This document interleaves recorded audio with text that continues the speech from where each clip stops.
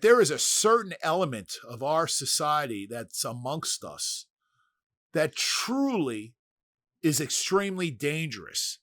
And the reason why I bring this up, Chris, is because this young man, really at the beginning of his law enforcement career, married with a young child, gets up, goes to work, probably is thinking Mhm. about everything that you and I would be thinking about, and not even thinking about that this is going to be the last day on earth, and is shot and killed.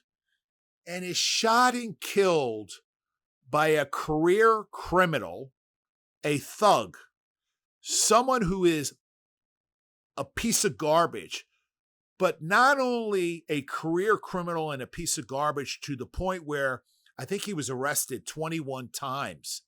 But can you imagine? He was shot in this incident.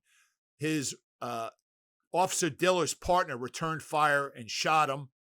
And when he was transported to the hospital and in the process of them doing x-rays, this bad guy, this piece of garbage, they recovered what they call a shiv, SHIV, or better known as just a knife, a weapon. Can you imagine that you live your life and when you leave the house in the morning, you stick a knife up your rectum? So if in fact you're arrested and you go to jail, you have some form of protection. I mean, the fact that this person was out on the street is just unimaginable. Well, I'll tell you what, as you said, we'd like to offer condolences to the family of the fallen officer. And what this is an example of how our society has different pieces and parts.